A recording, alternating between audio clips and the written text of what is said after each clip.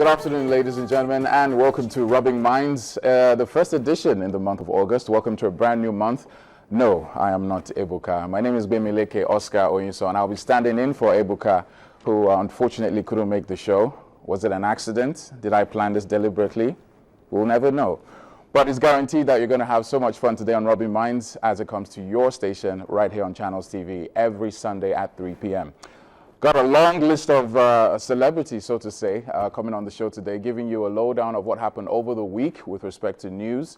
And of course, I have a very mbok girl in the studio who's going to help me out with the entertainment. Also talking about the Future Awards 2014 nominees. They will be, or some of them will be joining me here in the studio. We had a little reception at the U.S. consulate, which went absolutely fantastic. We'll give you clips of that as well. Hope you're having a wonderful Sunday. Hope you've rested well and you're ready for the week. And to help you get the week off, join us and stay with us right here on Rubbing Minds. Now, kicking off, we do know a lot has happened over this past week. And if you are an ardent follower of whyniger.com, you'll have gotten a grip of some of the news that has happened. But if you have missed out on any, I have a public sector consultant who consults for the UK. He's earning big money, but decided to share some of his time with us. I have Buchi Madu here with me. Buchi, how are you? Fine, thank you. You all right? Thank you for having me on the show. Glad to be here. And of course, just going to have a quick run through. A lot has happened this week, and it's difficult keeping abreast of all the news, both politics, opinions, entertainment, and so much more. But we'll run through some of them. Top of the week, I think, is the Ebola issue. A lot of people are becoming more aware of the Ebola virus, which, for those who do not know, is a disease that basically gets you to bleed from anywhere in your body. So what usually happens is that people bleed to death. What is the situation with the Ebola? I know one person has passed on. Two people were quarantined this week, and about 60-something are being watched. 64 people are being watched. How are people responding to the Ebola? I mean, from my point of view, I flew in from the UK 3 days ago, and there is some panic. I think largely because this is something that is relatively unknown, even though for some reason I understand it's been around for quite a few years.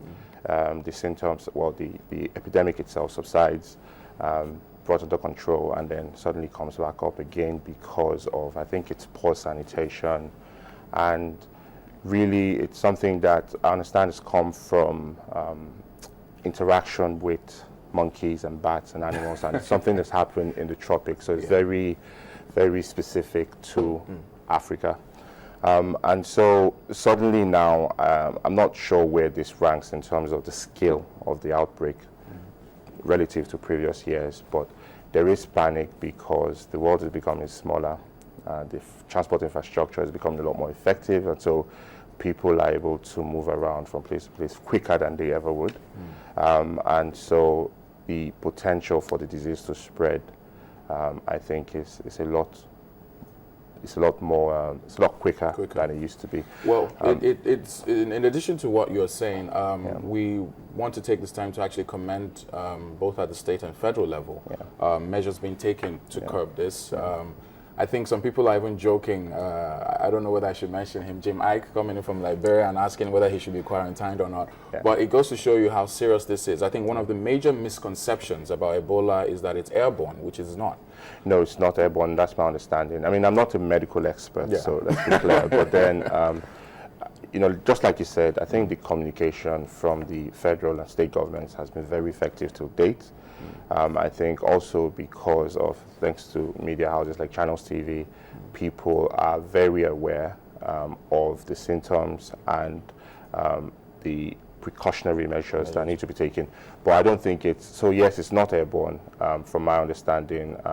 And secondly, it's under control. So I think, you know, very quickly you want to create and establish trust between the population and the government. And as long as the population believe the government's in control, people tend to follow instructions. What you don't want is create panic.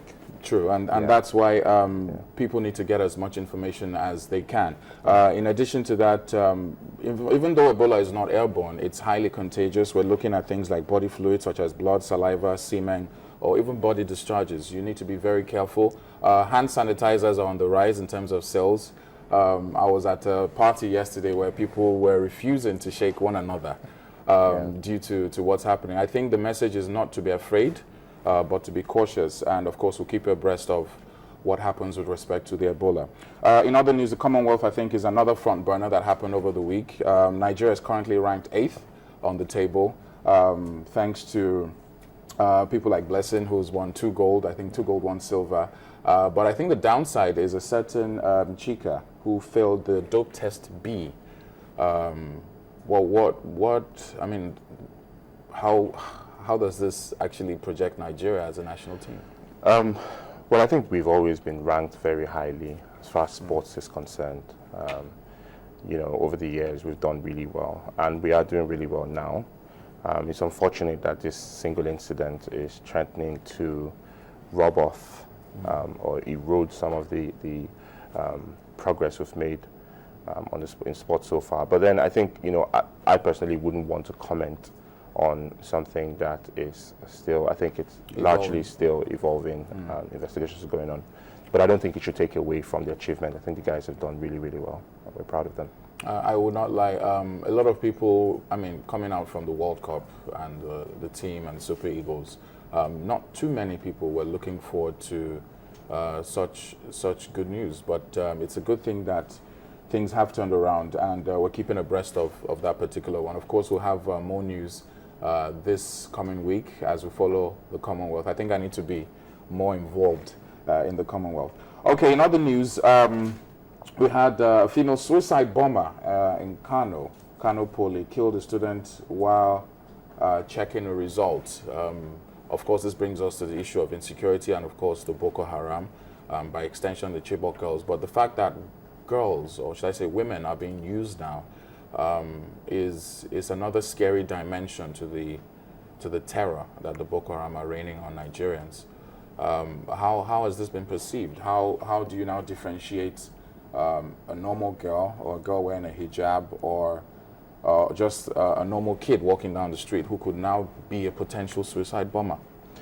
I think it's really unfortunate that things have come to this stage. This is something that is very dear to my heart. I think it's a culture that's very alien, specifically to Nigerians, and I think you know, I think the government it's doing its best, albeit late in the game.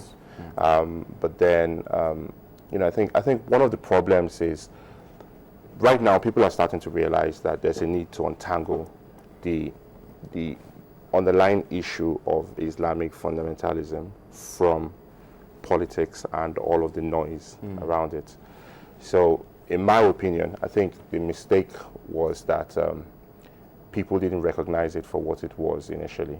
There is a faction, there is an Islamic fundamentalist group that exists in pretty much every country. And these guys have an agenda, they have an idea, and they're focused. The problem has always been one of capacity and opportunity. So where you have strong state presence, usually these guys are kept on the wraps. They don't have the ability to push forward their agendas. But what's happened is everywhere there's a weak state. So if you look at Iraq, for example, Saddam got taken out. There's a lot of turmoil, a lack of strong government presence, held together by the Americans, and then the Americans pulled out, and suddenly what you have is ISIS, because these guys suddenly have the opportunity to infiltrate the system, get the funding, and push the agenda forward. So what we have in Nigeria is a case where, you know, in my opinion, there was a power play between the North and the South. The president won, and certain politicians felt disappointed. And they then, I think, you know, because of all the political wrangling, created an opportunity for the Islamic fundamentalists to come true. So sorry to cut you, Buchi. A lot to say, so little time. We're going to come back after the break. We do have some more news for you, talking about the nominees, the Future Awards 2014. We have Adeni Olukoku and, of course, Tricia Michaels, both young nominees who will be here in the studio joining me and talking about their projects, why they became nominees, and what exactly sets them apart from their other nominees, among other things. And still ahead is entertainment news. We have the young Vixen in the studio. She'll be joining me here as well. It's still Rubbing Minds right here on Channels Television. We'll be back after the break. Stay tuned.